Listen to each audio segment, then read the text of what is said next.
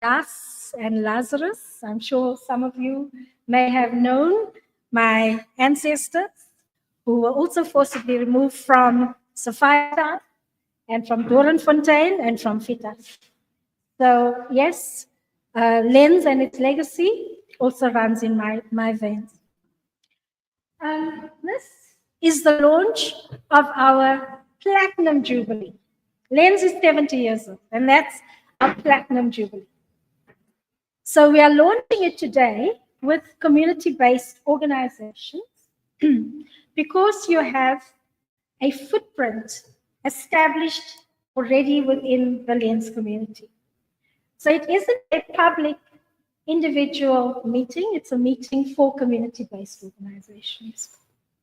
I do apologize, I have a bit of a flu, so my voice is going to taper off, so please bear with me.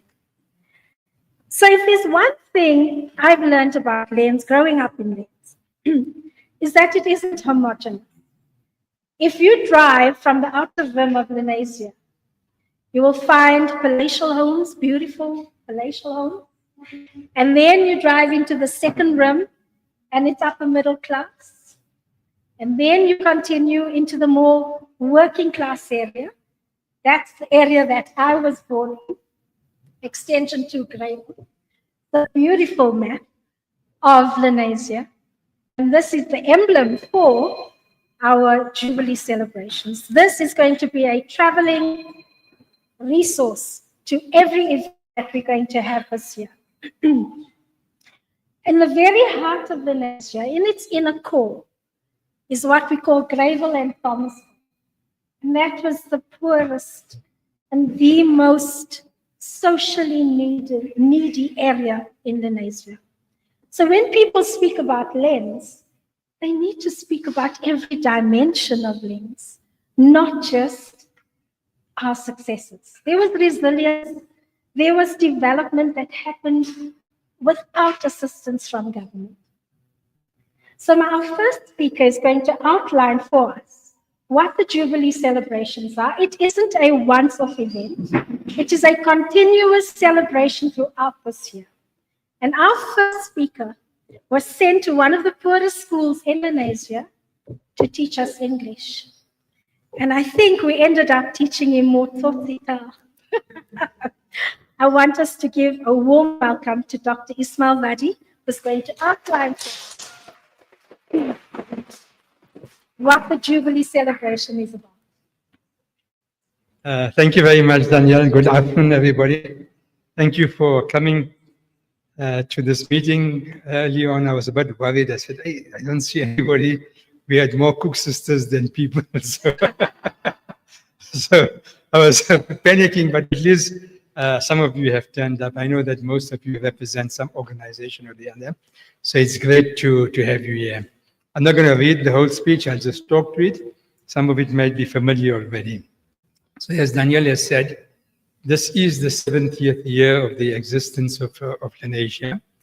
And we want to celebrate this milestone through a variety of activities: sporting, cultural, religious, civic-based activities, political activities, everything that makes up Lenasia, the vibrancy of Lenasia, should be encapsulated or embedded in this whole campaign of 70 years of our community. It started last week. Lens High, or Lenasia Secondary School, was established on the 1st of February 1955. And last week was the 1st of February 2025, exactly 70 years.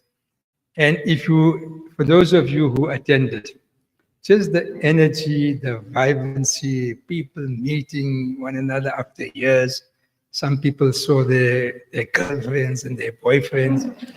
Some made sure they left their wives behind just to check out who's coming out and all that. But it was really, like you can just feel the energy. You just feel that there's a good feel about things.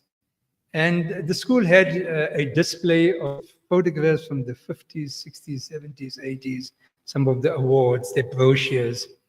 The biology lab, I don't know how many years the snake was bottled. So they had the snake there, they had a baby crocodile there. whoever that teacher was, you can see, you know, that you had this old jars, big old jars with a green lid. I know as a child, we had those jars at home. Those were there. So the school preserved it. Jay, I just call him Jay, teachers here. You know the old overhead projectors? Man, I didn't see such old overhead projectors. The school kept it. I don't think many schools kept those resources, but they had it all on display, the old school uniforms, and it created such a vibe for our community. So that's really what we want to celebrate. It's a little bit of the magic of the past, and 70 years is a long time. But many of the younger people, and even some of the not so old people, don't actually know when LANS was started. Because most of us came in sort of early 60s or mid 60s, we think that LANS only started then. And normally the official proclamation of a township is a bit later, official processes. So people think that LANS was established in 1963 because the proclamation might have said that. But actually LANS started, when LANSI was started, that's the first formal institution to say there was going to be something called Lenasia. Then in a few months thereafter, for those who know where DB's Cash and Carry is, and where the Lenasia bus terminus is, at the back of that, you will find there are some warehouses, there are shops now, where Board City is. Those were the Cape Malay barracks. So the white soldiers used to stay on the other side of the railway line where the military base is, and the Cape soldiers, the Malay soldiers who were part of the army, stayed on this side. So they vacated those people, and it's a warehouse like this. There are about 10 of them or something. So they're still there. And they put in soft partitions. They say chipboard. And it was called hut number 1, hut number 2, hut number 3. Shan, your mommy and them were in the camp, in what was called the military camp. They started and they stayed there. If you speak to Alan Munsemi, they then came to what is now called Smew Avenue, right? And then it was Stalin. For the first 5 years, although those were township houses, right? They were nice, proper houses. There were no tar roads, no electricity, no water supply, no sewer. You'll be shocked if I tell you township houses had no sewage. Right? Because I interviewed Mrs. Ajiva Patel, she's 94 years old, her mind is still sharp. She says for 5-6 years, it was township house, because she came from near Becker Street, in the flats there, and they said we had everything there. I said, I don't know why my husband and his family decided to move here. The Patel family, they bought 3 houses there. Master Patel was the teacher. Some of the older people will remember that name, right? They said, why they brought us to this junk? There's nothing here. And Alan Munsemi will tell you his uncle used to cycle to Midway to buy basic things because there was no shop in LANS when they first came here. There was no shop at all. Goodwill's came a little bit later. Then Kay's Cafe came when I was a small boy, Kay's Cafe, etc. And then the small hardware shop, and the Amina and her husband started the Rainbow Butchery. So those were the early beginnings of the area. But this was an apartheid creation. LANS, because people who lived in Sophiatown, in Kliptown, in Vredendorp, in Fortsburg, those were mixed communities. And because of the Group Areas Act, the apartheid government now demanded racial segregation, Indian, colored, African, and white communities, and they just dumped the Indian people here. There was nothing in the way of amenities, sport facilities, absolutely nothing. But then, about a few years later, in the early 60s, once they really started implementing the Group Areas Act very forcefully and vigorously, they then built Gravel, the old Gravel houses, 2-room houses. It's called Tomsville, and then a little bit of Rainbow, and then a bit of the township area. But if you stood at the Lenasia railway station, that was the only transport that was there. There was no bus service, no taxis, nothing. And you stood at the station and looked down, you'll see these few houses, and the rest of it was just felt, bare felt. And I know my family, my sisters, when they started working, they had to take the train to go to town. There was nothing else. And initially they were a bit scared, but then the whole group of them, they would meet and work out the train times and go, walk to the station, in the evenings, walk back. So these were the early beginnings. But by 67, 68, 69, Extension 2 had come up, Thomasville, parts of Rainbow, part of Extension 1, etc. And we owe it to our forebears, this early generation of people who were here, for building all the religious sites. The government gave nothing. People dug into their pockets, the mosques, Sabri Mosque, the Catholic Church, the Nazarene Church, the temple there by Model Primary School now. It's the first temple. And then sporting organizations. Soccer started, people will remember Tabalal, okay, the veteran in terms of sports. Cricket wasn't that much of a sport, Uncle Abu. You must tell us about the history of cricket. But those were the two things.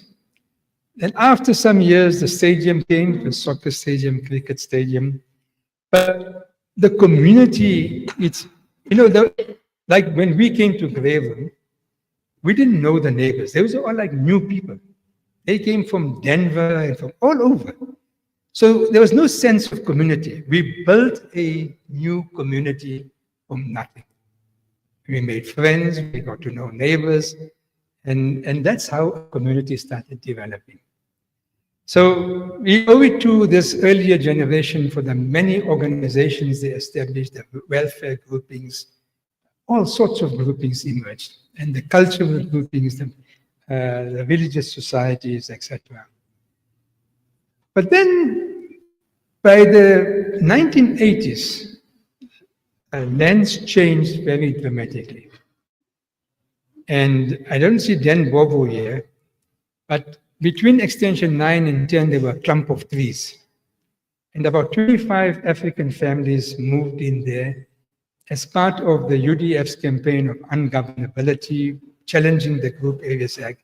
And the first set of African families suddenly moved in their occupied land. And over time, now Tembelishle emerged. Okay? So Tembelishle is a creation really of the late 80s and early 90s.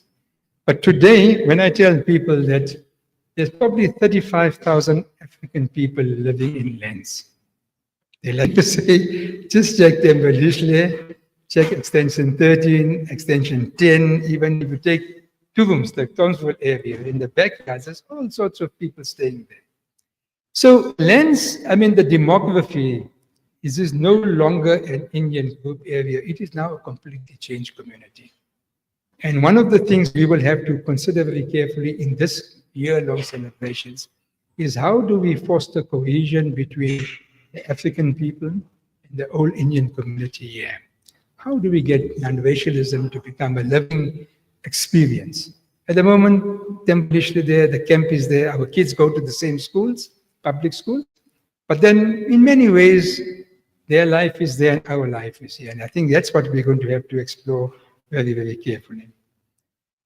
Many people might not know that 5 kilometers from here is Tolstoy Farm.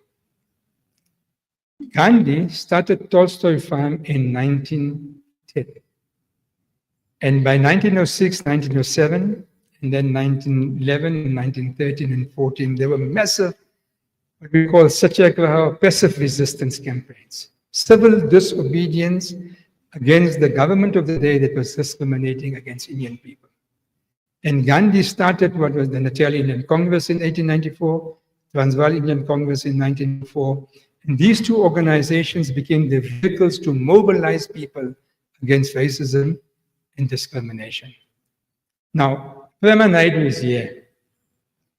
His father and his mother, his father and his grandfather and grandmother, they were very close to Gandhi. They stayed in Tolstoy Farm. His grandparents stayed in Tolstoy Farm because they were real lieutenants of Gandhi. And his uncle's name before they were moved to India, they stayed at Tolstoy. Now, nobody knows that. Very few people even now, because of safety and all of those things, people don't go there. They just feel a bit scared. But at least Javi and Mohan Hira and a number of people have revived Tolstoy Farm. There's a beautiful little center there now. It has been built, a beautiful garden has been established, got some people staying there to look after the property, etc. So we will have to see how we recover that heritage and that history, but also make use of Tolstoy Farm as a community center. Because it's like, it's just about there, once in a while, Mohan Hira, and then we'll organize some activities, but it's not really part of our heritage, and we will have to do that. Then the government saw the need for some form of unequal political representation for Indian people, colored people, and African people. They didn't want to give us full political rights. So for African people, they created the Bantustans, homeland system, KwaZulu-Natal and Transkei and Ciskei, and put up a number of, well, we call them collaborators in those days, people that were prepared to work with the apartheid system. But for the Indian and colored communities, they set up a management committee. And in Lens, there was the first management committee. I don't remember all of them, but I know the owner of the first pharmacy in Lens, Jason China, he served on the management committee. I think Yasatambi maybe have served on the first management committee, I'm not sure. But these were unelected structures. Nobody respected them, and they couldn't make decisions. They were usually some sort of underlings of the city council. They had no, power on their own, no budget. So they were like a go-between, a toy telephone between the community and the city council. When Dr. Saluji, his brother, and a number of people decided that they want to contest elections, let's see if we can make this structure really work for the people. It was a massive election campaign, and the people's candidates, led by Dr. Ram Saluji, they won all the seats. But within 2 or 3 years, they realized that this thing is a toothless structure. It's a dummy body of apartheid. It's got no real power. They couldn't really uplift the community of Lenasia. So they all resigned en masse. And they virtually crippled that organization. But then the government appointed other people to carry on that work. So they foisted their leaders on us. So there's that whole history of that, the South African Indian Council, even the tricameral elections. This community in the main, the majority of people boycotted, did not participate in apartheid-created institutions and elections and those kinds of things. But we have to think about our politics, because like some people already send me messages, this is a political thing. What's this? But without politics, Lens would not have existed. It's the group areas, it's the politics of the National Party that created Lenasia. Otherwise, we would have all grown up in Friederdorp or in Portsburg or Sophiatown or Newlands. We would have grown up there in a very different community. I would have never known most of you because we were in Friederdorp. But it's politics that created this particular community, and therefore there would have been resistance. So one of the things that is often forgotten is the importance or the role of the Black consciousness movement. Now, there was a very prominent teacher, Sadek Bharia. Sadek is still alive, right? He was at Lenza. Incidentally, when the Indian education was under the Transvaal Education Department, then in 1967, the government said they're going to move Indian education to the Department of Indian Affairs. They created a new structure. So TED, all Indian schools under TED had to go to the Department of Indian Affairs. Sadek was in Standard 8 in Lenza. And there were only 2 schools, Lenza and Nirvana High Schools. He organized the first boycott of classes at what was there like, a little bit like the stadium. He put a dustbin upside down. He stood on there, mobilized the kids. In a short while, the cops came, charged them and dispersed them, and that was the end of the boycott. But that was the first serious act of resistance by young people. Sadek, of course, was appointed at Lenza after he qualified. And on the 3rd day of school, Mr. Lorgat came to him and said, there's a letter from the department here, but I don't know anything about it. When Sadek opened the letter, your services are terminated. No reasons given. So maybe Sadak Bhaviava holds the record of being a teacher for 3 days. And if you ask him, he sat in the office. He told Mr. Bhagat, pay me my money for 3 days. Now Sadak was a real militant. So Mr. Bhagat tells him that, listen, I don't pay. I mean, the department. He says, you phone Pretoria and tell them to pay me for the 3 days. I'm not leaving you and you're not going home. In the end, they took out some money from the school funds and they paid him for 3 days. But Sadak then went on to form the People's Experimental Theatre, using poetry, culture, etc., through the Black consciousness ideology to mobilize a whole new young generation of young people to be politically active. But the turning point in this community came in the 1980s schools boycott. The Cape students in February went on boycott, thousands of them. And by April, Lenasia, Nirvana, Tech, those were the only schools. I don't know if Azara was up that time. No, 3 schools. By 22nd of April, 23rd of April, all those kids went out on boycott. 2,000 to 3,000 of them. And it never happened, in the history of lands, so many learners went out of one go.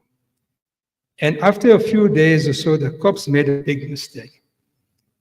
There were 220 learners in Lenasia. That was an asbestos school, not Lenasia as you understand it now. So it was asbestos. They blatant charged those kids and picked up 220 of them. And that, I think, just antagonized the parent community. Because now everybody will know, where's my child? They all rushed to Protea Security Police Station there, and a whole commotion ensued, etc. A good number of students were detained. Mickey, were you detained? He was called in also. Were you detained? Mickey was detained also. So there's a little bit of history in every one of us. But that changed the political climate in this community. Lens was no longer seen as some apartheid thing.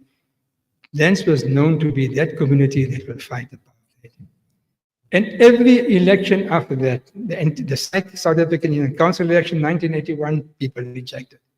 The tricameral elections for the House of Delegates, 1984, 28th of August, 28th or 22nd of August, 1984. Good few hundreds of students, and university students, and some activists met outside the Civic Center. It was a polling station. And they were boycotting and telling people, don't vote and all that. And by midday, some of the candidates and the supporters attacked the boycotters there. And then the cops opened fire and people started throwing stones. And by that night, the entire Lens community was there. I can tell you thousands of people. Some people started throwing petrol bombs at the police. The cops were firing tear gas. And there was a surgery there where Bats Frutivus used to be. That patients were being pulled in there. People were collapsing, all of that. Sankav, you know that. You were in school then. Vicky, you were still in school that time. Yeah, some of the testing, you were in Nirvana. Yeah, so some of the tests, it changed the whole climate in the community. Because those were the first major acts of resistance to apartheid, public, high-powered, etc. So many of the younger people, like my grandson is here, they don't know all of those things. They don't know all of those things.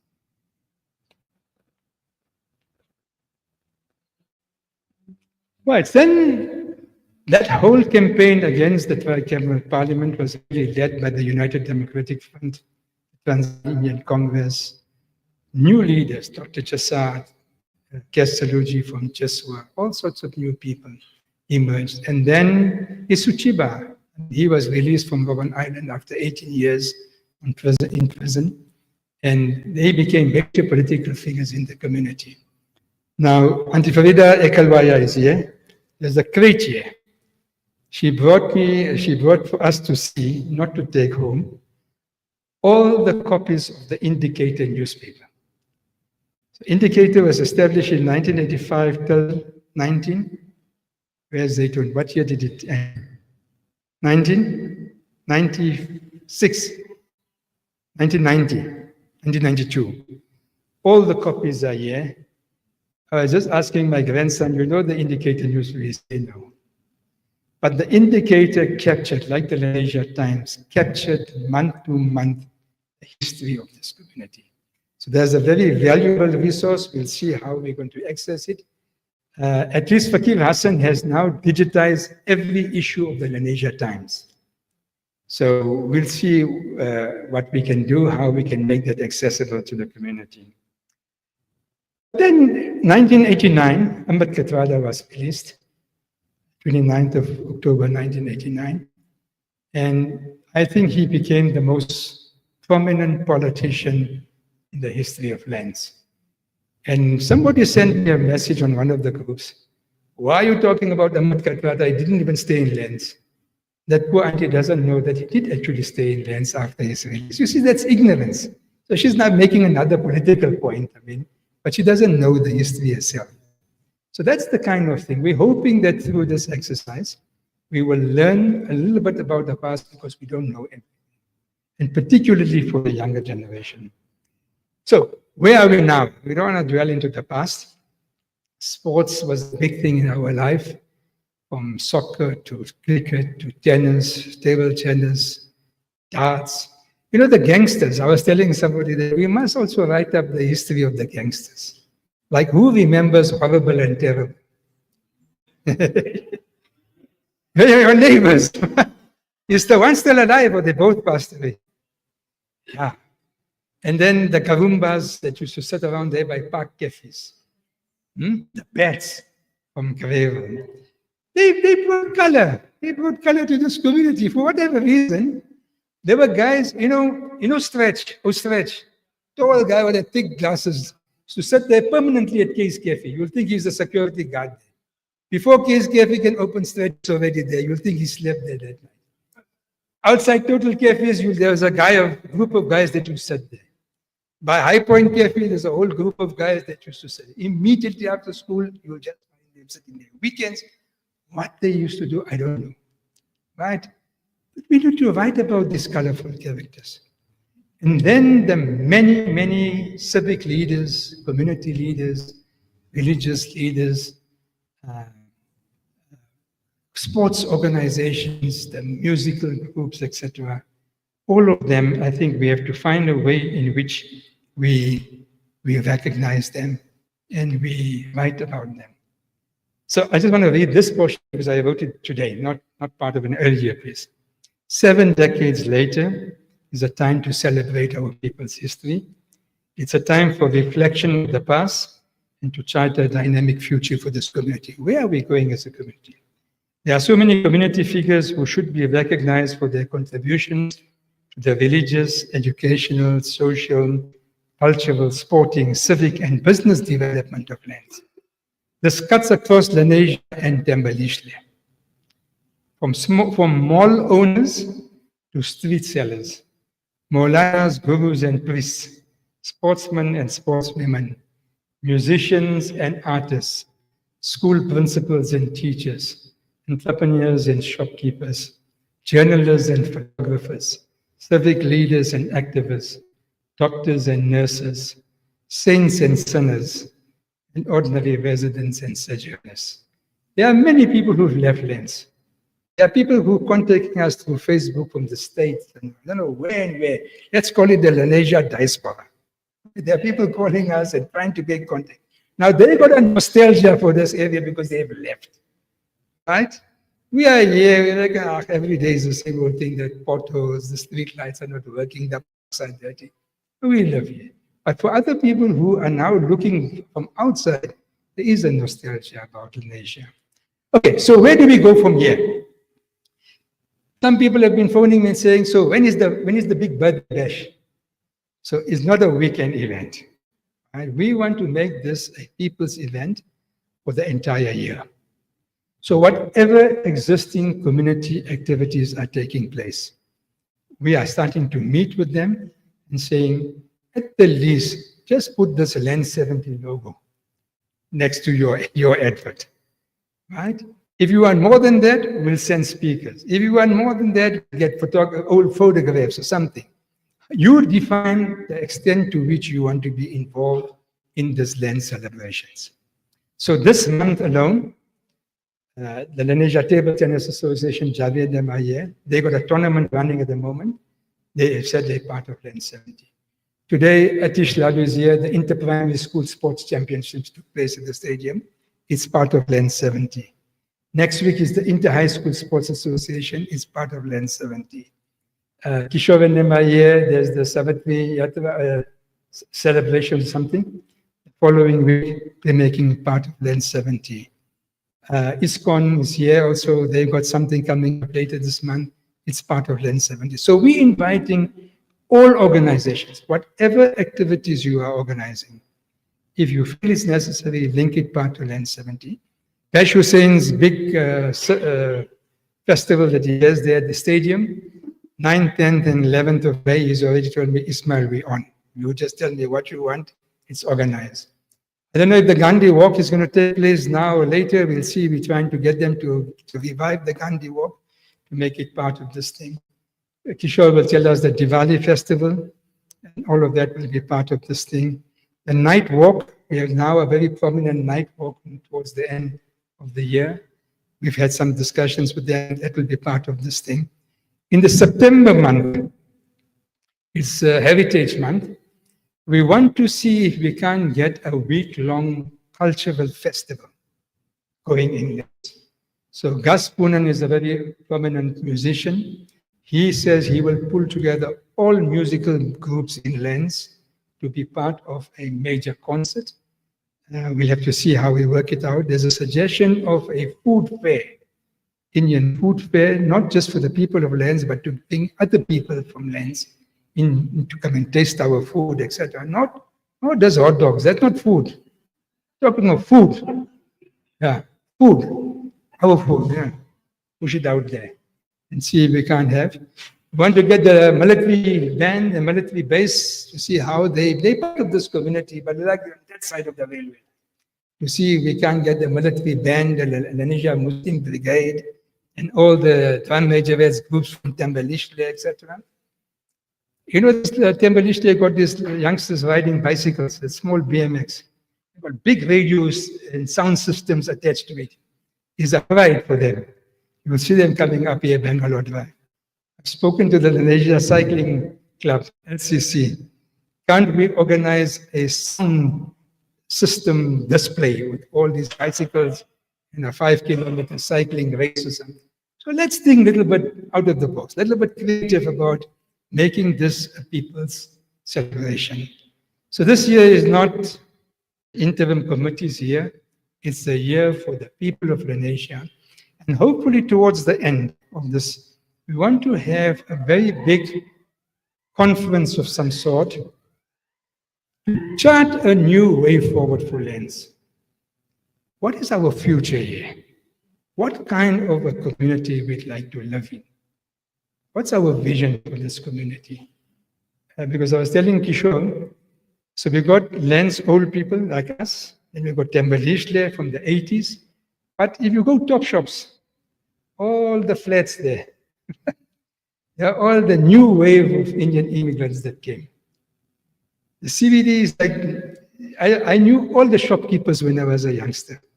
Today I don't know the shopkeepers. A lot of foreigners trading there, etc. We don't know them. How do we integrate? How does LENS become a genuine multi-pot? And we draw the strengths of all segments of the community across religion, class, culture, etc., ethnicity, and we really build a new kind of a LENS for the next generation. Thank you very much.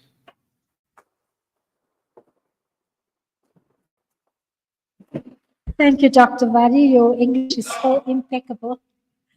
In this section, as Dr. Vadi has said, there were a few community organizations that have already gotten out of the blocks in terms of putting together programs that incorporate the Jubilee into their yearly programs. So I'm going to call on Mr. Kishore Badal from the Hindu Coordinating Committee to give us just a 2-minute input on what they are doing as part of their annual program.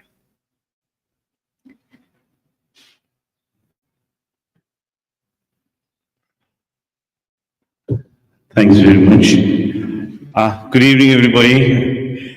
Namaste, Vanakkam, Namaskar, Salam, greetings. The Hindu Coordinating Council has been around since 1992. We're 33 years old. Except for the 2 COVID years, we've had the same events throughout the time. The one is the Diwali festival, which we probably best known for. The second one is the Shivratri Yatra, which comes up in 2 weeks, where we alternate the Yatra between the Extension 10 Lenasia and Lenasia South. We attract, there was a time it was a bit bigger, but recently we attract about 1,000 people to that. And then we have the Gayatri recital, where we do 1,008 Gayatri recitals, and we do that in March. All those 3 events, we've already confirmed that we will link it to the Lens 70. What else and how else we're going to do will depend on how the planning continues and how the Lens 70 project itself progresses. And then we will determine how we're going to do that. But for this particular year, without creating any precedent of any nature, we're going to do 3 additional events. The one, because of our involvement in the Hindu religious activities, we will do a Bhajan Mela, where we will get all the religious groups together to render, we don't know how long is yet, devotional offerings. That's the first one. The second one is that we will put together, or we will coordinate, putting together an e-book on all the religious organizations that have emerged from Lenasia or has touched Lenasia in any way in the last 70 years. I say e-book. We also spoke with the possibility of funding. We may change it to have hard copies. And the third one, because of our involvement on the entertainment side, with Kashmir Music and Dance Academy particularly, we will do a show with all the singers that has been very prominent through the time in Lenasia, and we'll probably link that to some other activities. So those are the things that we are busy working with, but we're fully behind the idea of Lens 70, and whatever it is that us and our organizations and all our allied members can do, we will do. Thank you. Thank you. Thank you, Mr. Vidal. I now call on Mrs. Najma Kota from Salam Media to give us some ideas to spark some kind of creativity based on what they're doing. Hi, good afternoon. Thanks, everyone. It's really nice to see all these faces here because it just brings back a lot of memories. And I was saying to Ismail the other day when we met that this becomes a very nostalgic exercise for a lot of us who have grown up here, and it's very close to our hearts. But from the media perspective, we're hoping to plan a 30-part podcast series. I was going to explain that our first one will be, of course, with Ismail and others that are on this organizing committee to create the interest on why you should be watching this podcast. And he's such an amazing resource that I don't have to explain what we're looking at because he basically outlined what we're hoping to achieve and the areas we're hoping to cover. There are a few gaps in between, but we of course use our community's resources to fill those gaps. What I like is that it's already, the slogan here has already given us a preempting what we can work on. So the struggles, the resilience, and the development. So the meat of it, or the content of it all, is the history. Because when one hears that, then it's what built this community and made it what it is today. And then, of course, the struggles, and we have a rich history here. And I think for me, I'm most passionate about the development. Because we're journalists, we also bring in the element of, the differences and the disagreements, but we're not going to have any debates on air. What we bring about is what is it that Lenasians feel now about the development of Lenasia.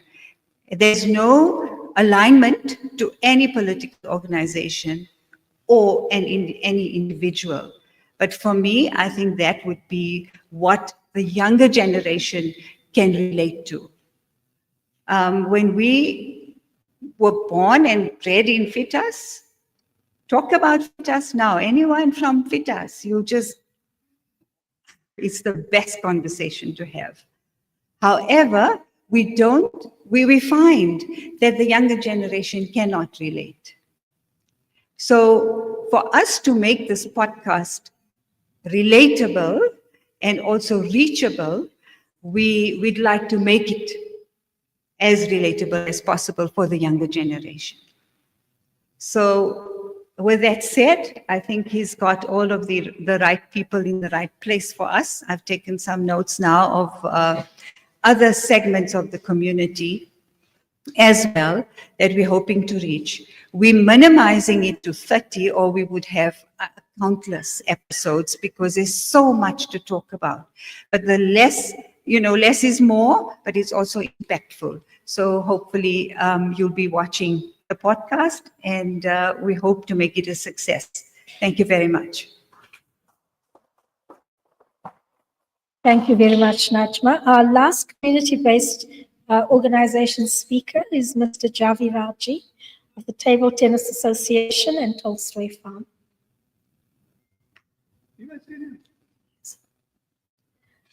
Oh, did you know I was going to call him out? Okay, Mr. Vadi will speak about one issue that he did forget about. Just two matters that we've forgotten. One is that we are going to be launching a special website, lenasialegacy.co.za. So that's really going to be our legacy for the next generation. We will load on here photographs, articles, research pieces, everything that we can lay our hands on, and build a real solid web information, source of information for the community and for future generations. So that's going to be, I think, an important innovation that will come out of this thing, which many people in future, even people who want to research South Africa or Lenasia, that must be the first point of entry, is our website. And the second thing, and this is important, we've had very good discussions with Tradewood Mall. So they're going to do their normal branding and all of those things. I don't know if anybody's here from Tradewood. They did say they're going to come. And I said, but you know what, speak to your stores, man. It's 70 years, they must also give discounts to the customers. So all the specials, we're speaking to Frontline and Agins and hopefully Cygnus. People must also benefit in some kind of small way, ordinary people. Yeah, there's a special discount for Lenasia.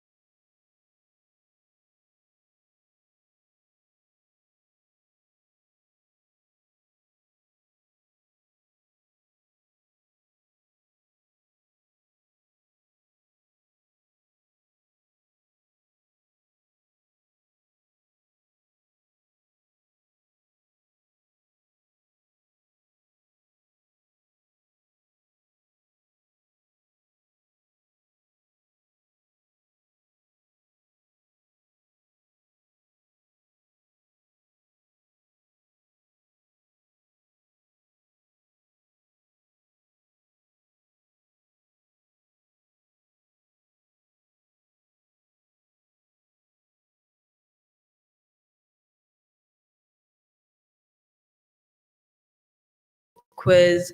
There's just so much good, happy memories. And when you think about it, you'll only cry or feel sad because it's no longer there, but it really makes you smile. And growing up, then going to Topaz, a lot was still said, but you know, you survived, you matriculated. There was still also very much good memories. And I still remember growing up how my friends or my group of friends, we were like plus minus six, and every race was there. There was colored, there was Indians, there was African, and then color and race and religion didn't matter. I was actually bathing and thinking, I'm like, it's amazing how Lenasia is one of the few communities whereby the calendar is just something else. January, Christians are still celebrating New Year's, you're hearing fireworks, Ramadan shortly comes up, Hindu community will be having prayers, you're still part of it, and then it's Diwali. Then it's such a nice culture and mixture. And in primary, me and my friends, we had a habit of joining in with everything. And I remember when it's time for Ramadan, you Christian and then you're fasting, and then your Hindu friend is also fasting, and then when it's Diwali, you're like, okay, yeah, we're getting the fire lights, where am I tuning in?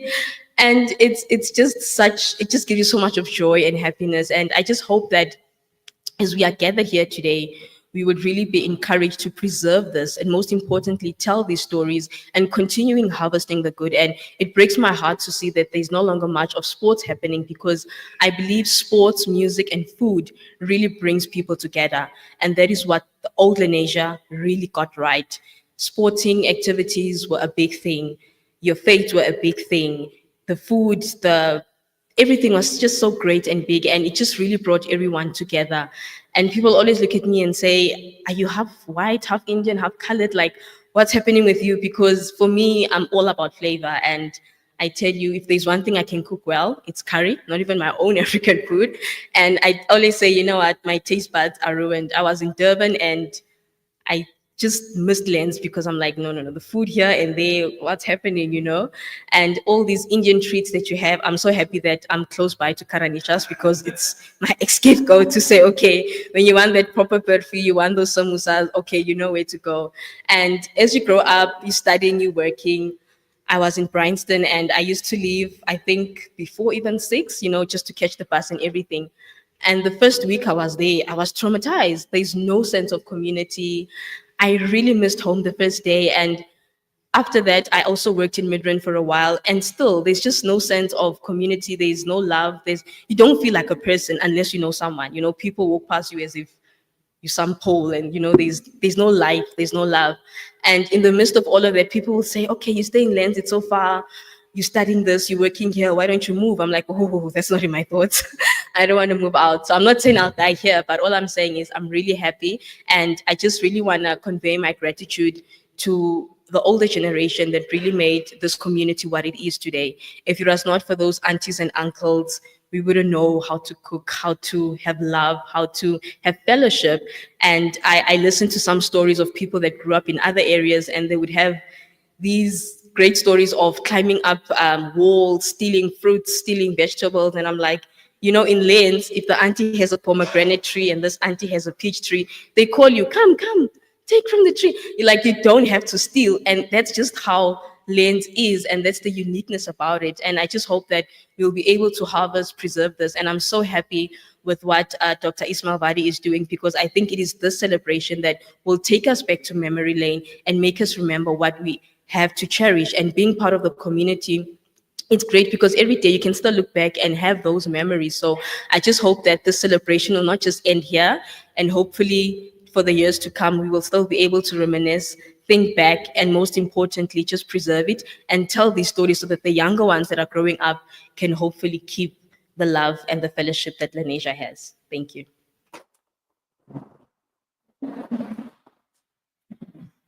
Okay, so I now call on Miss Serena Mutala.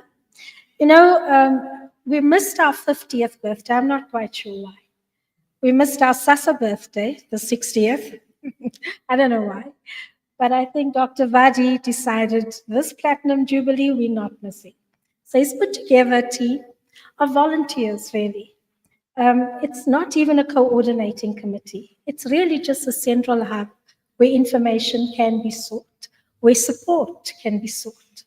So this meeting, this amazing banner, and many other things were kindly donated by community members. I want to call on Ms. Serena Motala to do a gratitude for our sponsors. Thank you.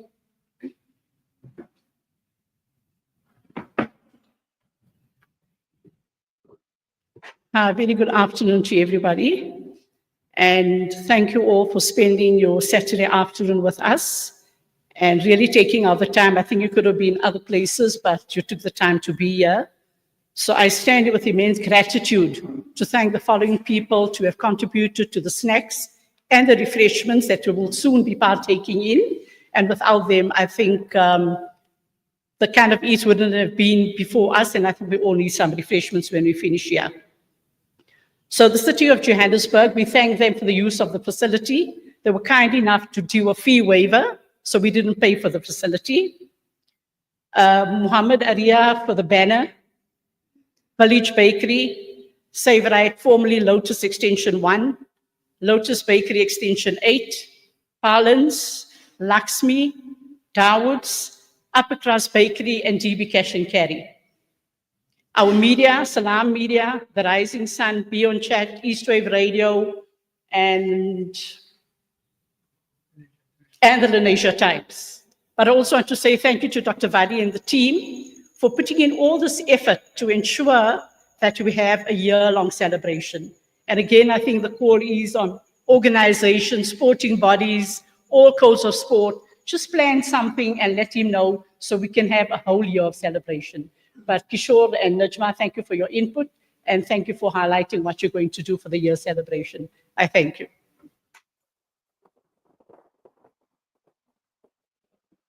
Thank you. I want to share a quick anecdote. When we were preparing for the first election, Ahmed Kathrada had requested that he does house meetings in the community. So my house was selected as one house where he could come and meet community members. And my very good friend was chairing that community meeting. So halfway through, she writes on a little sticky note to me, "Get the tea ready." And I write back to her, "How do you make tea?" So she gives me this withering look, and she literally writes down the recipe. Boil the water, add the tea bag. Anyway, I get up, I make the tea, and then the meeting continues. So I've never had the opportunity to ask Ahmed Kathrada if he enjoyed that tea. But there's someone who probably knows an answer to that question. Because firstly, he's married to that friend of mine who wrote down the recipe for tea. And secondly, he's the CEO of the Ahmed Kathrada Foundation. I give you Shan Balton.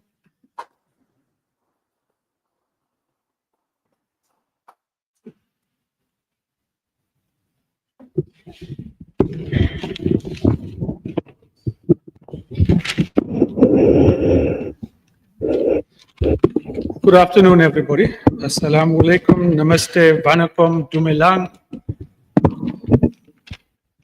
I'm happy not only because we're here for Land 70, but I'm happy that, as I've said before, Ismail's calling was never to be a politician, but was to be the historian that he is now turning out to be. So, and it deserves a round of applause. Yes, yes, yes.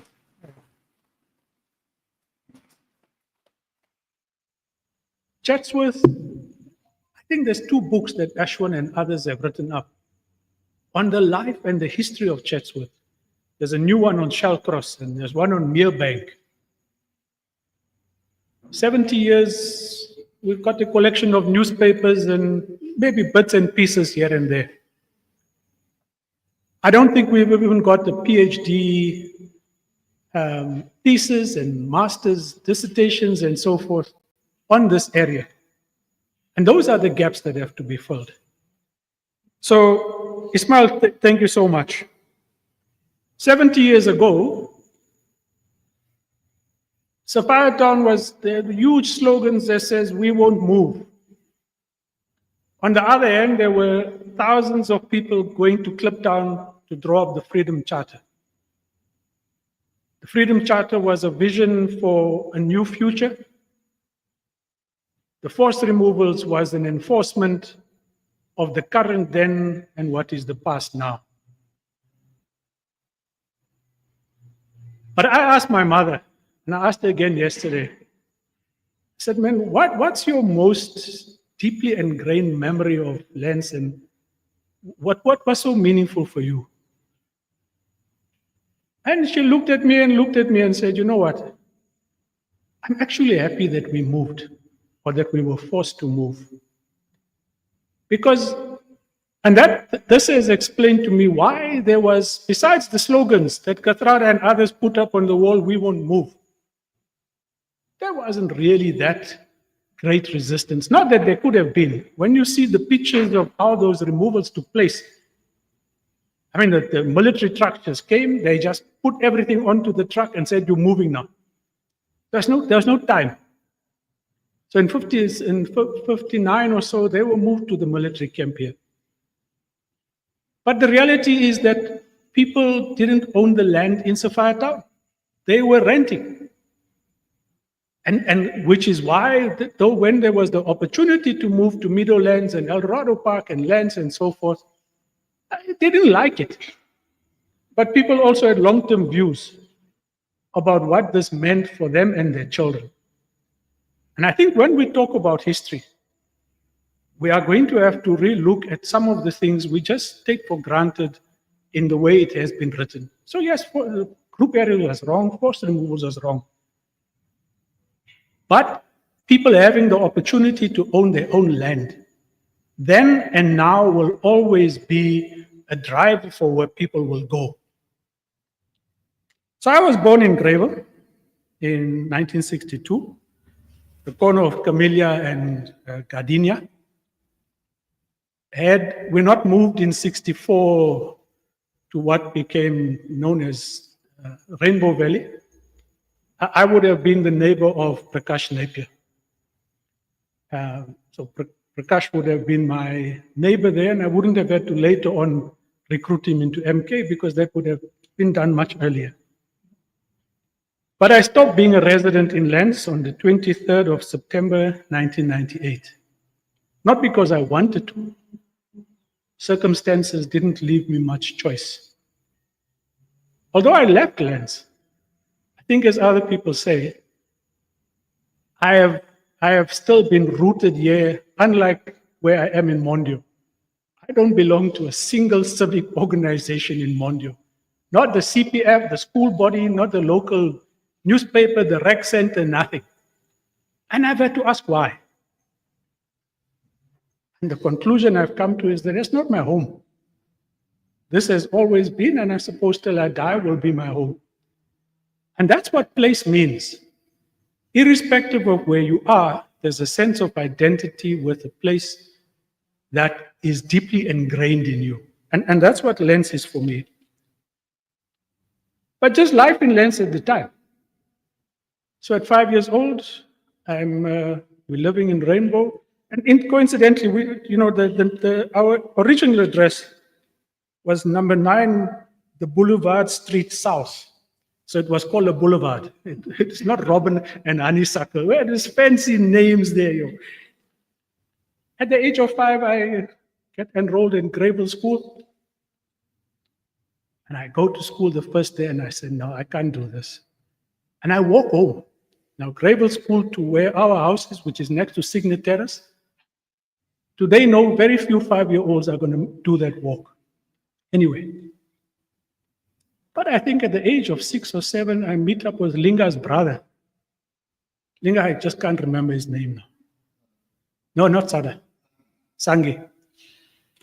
And Sangi and I decide to do a hike. Now, a hike from where we're staying, and Linga is there further in Honeysuckle and Camellia.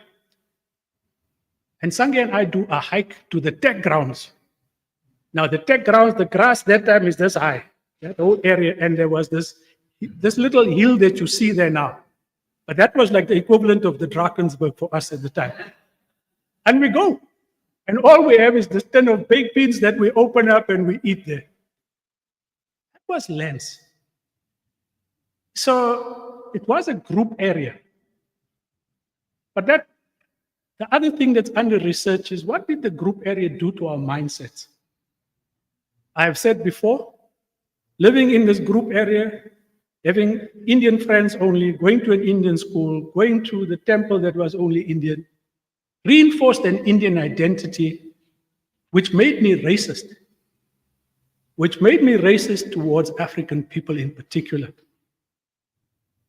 So much so that when I applied for a scholarship in 1978-79, close friend of mine, I asked him to write a testimonial.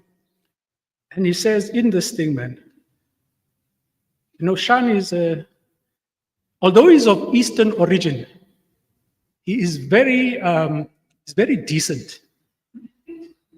Now you can see what apartheid did to his mindset and what Christian national education did to everybody else. That became ingrained. And as much as Ismail talks about the struggle, I don't think we challenged a lot of that effectively. I think people didn't support apartheid structures, partly because they might have agreed or they were actually scared of it. When the National Party opened their membership in 1993, Prem Sabuji is on record as saying, when they opened their membership, Khaleds and Indians will flock to them. And they did, and they voted more for the Nets than they did for black parties. And that was the reality. So we mustn't gloss over that reality of what group areas did to all of us here. My father was a waiter. And he'd take the train, whilst they were at the camp, they would take the train and in Greyville. But when we moved into Rainbow, that was felt. And every morning at 1 or 2 o'clock in the morning, that train would pull in. He would whistle. And we had a dog there. Now, this is also how apartheid worked. Our dog was called Busman. I don't know why. Don't ask me why. But this dog was called Busman. And he would whistle, and that dog would rush across that veld. Because none of the shops were there, the dust bowl and all of that. And this dog would bring him home. When my father broke his hand playing soccer, now the Lenasia grounds was the other, before the tech, was real hard stone there. And that's where soccer was, in fact, played for many of them. And he broke his arm. For a long while, our house became, like many inlands, became a shabin. That's how we got through that period. But my father would also sometimes get off the train and he'd come back 4 or 5 in the morning. Why? Because he was at one of the various gambling houses in Lens. So well before Sun City and all of that, this place had an informal economy that I think we must understand better. Not only horse racing, but all kinds of things were happening in sort of secret here. One of the people, Ismail, that we must recognize in the earlier history of Lens is Auntie Macy. The stories I hear of Auntie Macy is that in the first civic struggles in Lens is what she led. And my mother tells me again, she brought in the Black Sash to come and help with some of the initial struggles here. Now, the Black Sash was also formed in 55. So by the late 50s, early 60s, they were involved here. They took up the case of people to the city council. And when the first lights were put on in Lens, in Greyville in particular, I'm told it was like a celebration. And many of you know when we got the first set of traffic lights in Lens, it was a big thing there on Rose, whatever it was. If I'm not right, people had chairs and all of that to check out as lights change. Billy Nennan and that crowd of teachers, are teachers that we must also recognize completely unknown. But again, you just get snippets that this was a major player, not only in education, but the politics of this area.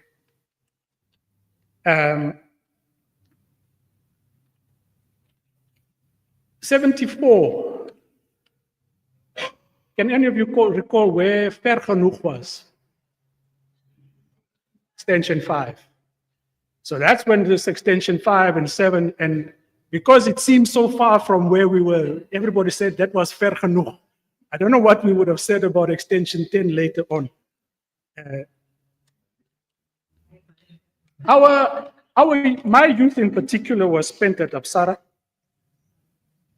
Fridays after school, but also Saturdays. For some reason, Indian movies started at 5:15, and we go in there for the earlier show at 3 o'clock, but the 5:15 you have to be there because my mother wanted me to watch all these Indian movies as well.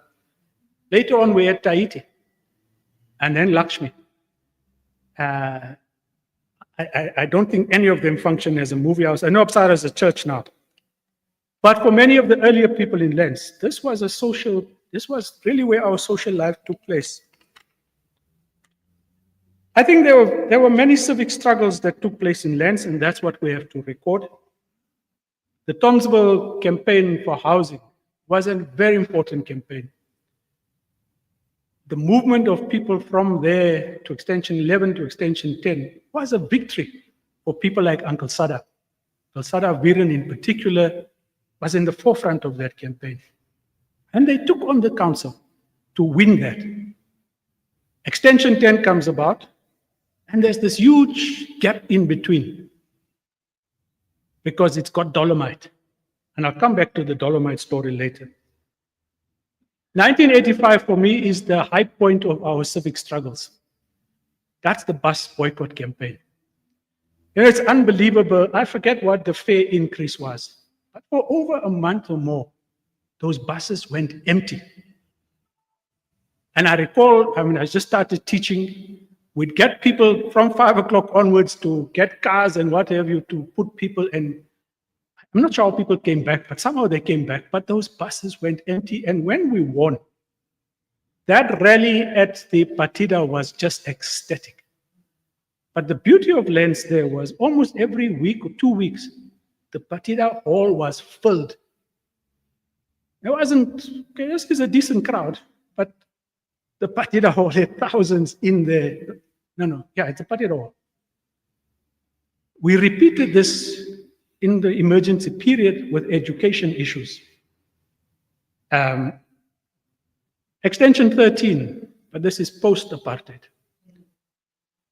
1985, Valentine's Day. So a Joka invades the area and they occupy all of the houses. This new government doesn't know what to do about this. So we say to them, well, put us in charge of allocating the houses once you've evicted Basil Douglas and his crowd. And it was Basil Douglas plus the IFP. And we had to take them on. And eventually the provincial government, with all its faults, Dan Mofokeng on this issue was outstanding. Assisted by Monty Narso.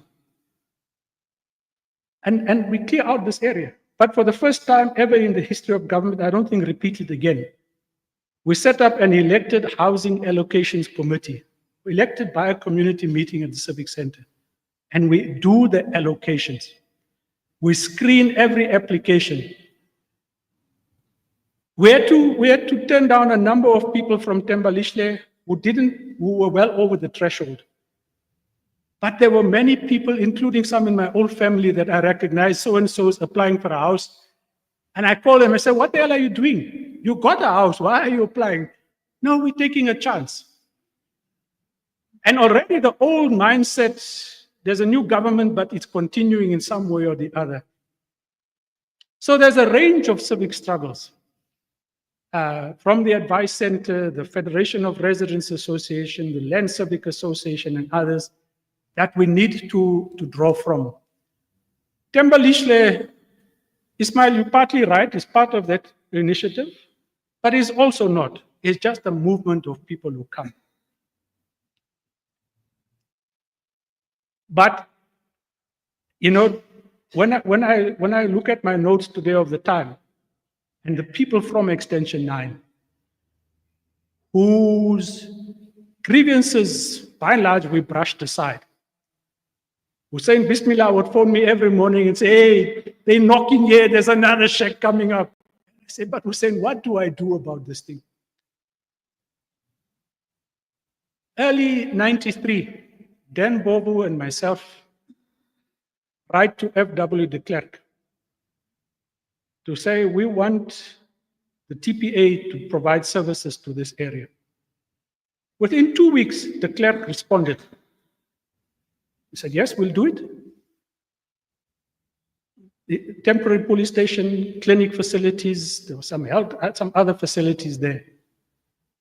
But the community itself has to organize so that it pays a small contribution. Thembelihle very quickly were collecting R1 from almost every house to pay over a certain portion, but also to use parts of it for their own organizing work.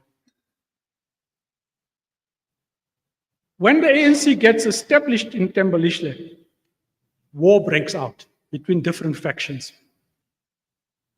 Initially, Tokyo Sekwale comes in, and he sits here in Lens for almost 3 nights with us. And in the end, he says, no, no, no, let them kill each other. I can't waste more time.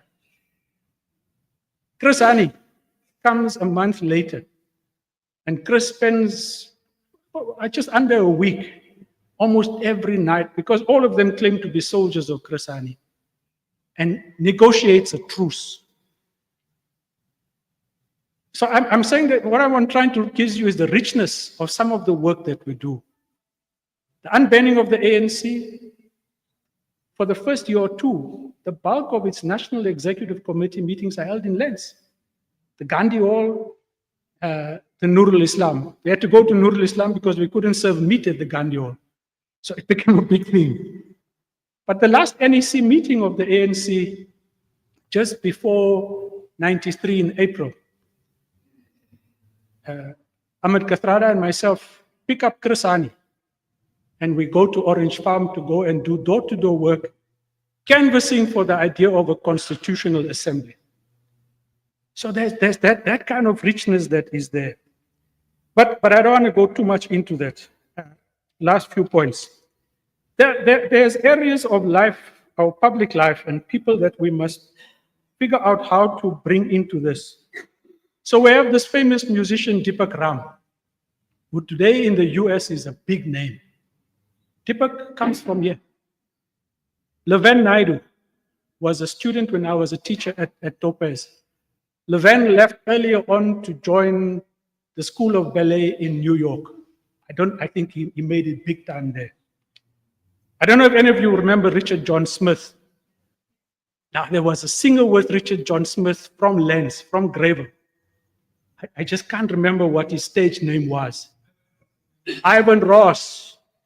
Ivan was big. Somehow we need to be able to claim them. Now, this is by coincidence. There's Sean Naidu. His father was a teacher here and so forth. But Sean became one of the leading barristers in the UK, the brother of Don Naidu. Silan Naidu left here in 79 on a scholarship that I just missed out on, exchanged to a student. Became a college USA football player. Would have made it professional, but I think had some ligament problems thereafter. But there is a diaspora that I think will give a sense of the richness of this area. The last couple of points. How do we recognize all of the public representatives who served in the management committees and in parliament pre and post apartheid? I think if we're going to do the history, we would do a disservice to this history if we only focus on post 94. And I say this not because I didn't oppose many of those people. But I also think that there were many in that system who did damn good work and who delivered more perhaps to this community than we've ever done in a democracy. And I don't say that with great ease, but I'll come to that point. So say what we want about Rashida Ibrahim, that old age home is there. That it's dilapidated today is our responsibility. The civic center that was put up was spick and span up to a point. No longer. The swimming pool, the same thing. This facility later on, but the other rec centers earlier on. As much as they might have been toothless, they were able to articulate and get some delivery to this area way beyond me, Ismail, and many others were able to do later on. But then I look at somebody like Rancho Daya. He's a decent human being. But we would say Rancho was a sellout until he joined the ANC. And we can't do that. I think if we're doing this thing at Trade Routes, we must say these were all the representatives and let people decide individually who was good and bad on their own. But history can't be selective. Halima Motlanthe said to one in some speech, our history of this country includes the history of the Great Trek, whether we like it or not. You can wash out what you want to, but the Great Trek took place, it's a historical event and must be acknowledged. And we need to begin to figure out how to do that.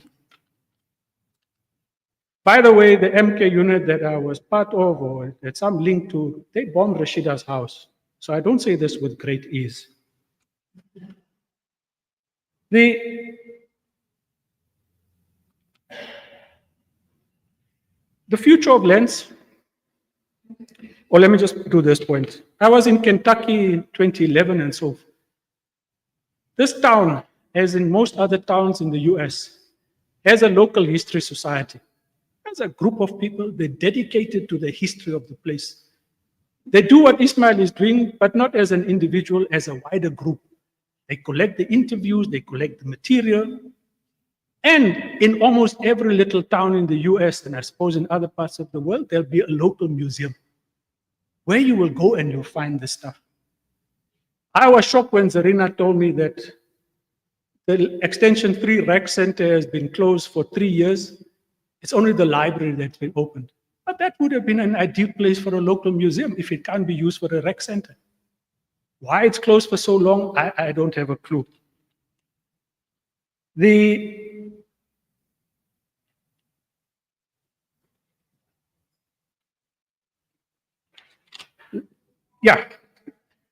This year will also mark 165 years of indentured Indian arrival. And I think we have to feature that into this program. The National Union of Mine Workers had the 87th strike in lands. We need to invite them to be part of these celebrations. We've spoken about every other thing, but no mention of what we do during Ramadan to mark Land 70. We've never had in lands, as much as we talk about interreligious cooperation, we've never had a sit down like you see in Cape Town and so forth, where people across religion will have iftar. We don't do that for whatever reason. And I think it's time we cross those barriers ourselves. I said to Ismail, Grahamstown can be replicated in lands called the Landstown Festival, something I've discussed with Eastway for years. We have more facilities in terms of halls, stages, and community facilities than any other place, I think, in the country. Every religious organization has a hall, schools have halls, there are this halls and other things. Can you imagine every facility hosting some cultural event during Heritage Month? It will liven up this place beyond our wildest dreams. But there is one issue I want to conclude on. When the K43 land occupations took place, I convened a meeting with the Premier of Gauteng, with his exco, with the representatives of the mayor, and later on with the Defense Force, the police, the intelligence, and all of them to say this thing has to be stopped. Because if it's not stopped, At some point, lands will be sealed off. The exits and entrances will be sealed off. I got the assurances that it will be done. The provincial government did nothing. The city did nothing. It's now extended to trade routes. It's extended to every other part. Now, it might well be that there's nothing that can be done. But who champions the issue of housing for all or development for all, or says to the province, what are your plans for these areas? So we can celebrate 70. But if we don't address some of the current issues, what happened in Mixon Manor will happen in Lens. Through just the fear, pressure that will come from all of this kind of unregulated development, people will leave. They will leave their homes as they've done with buildings in the CBD. There won't be 75, and there will be very unlikely be 100, unless in the 70th anniversary celebrations, we address the issues that affect the future of this community. Thank you. I know I took too long.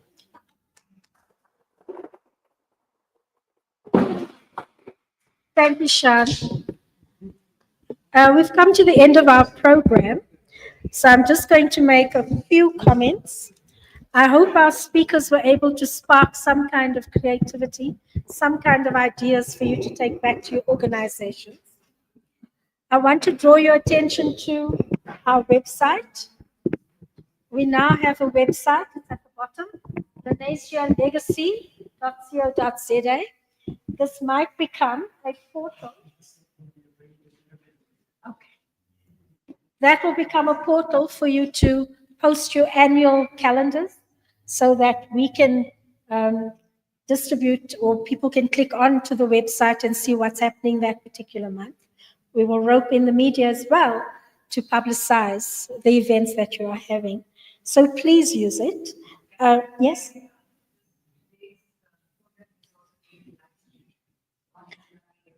Right. Okay, did you hear that? This event has been live streamed on Salam Media, so you can have a look at it.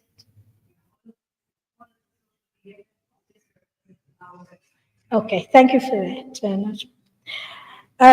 Secondly, we ask you to invite any of the speakers today to join your events. We are available to you free of charge. Yes, we are. So speak to Dr. Vadi or any of the panel members that spoke today.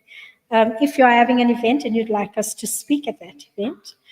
This is a traveling banner. This banner belongs to you. So for every event, you can requisition its presence at your event. It will make for great photo opportunities, a great backdrop for whatever photo opportunities you have. So please, again, discuss with the committee and book it for your events. This year, Shan, you said that this calendar is the calendar. This is a beautiful calendar, and it is available for everybody. Oh, that's wonderful. So you leave with a gift. You get a calendar, and you get a calendar, and everybody gets a calendar. Second last, there are some books that are on sale at the back, written by locals and some activists as well. Please browse and have a look at some of those books. It's always great to support local talent. And finally, there are refreshments at the back. Kom kuier met mekaar, chat with each other, have some refreshments, and we can't wait to hear what you have planned for this year. Thank you, and travel safely.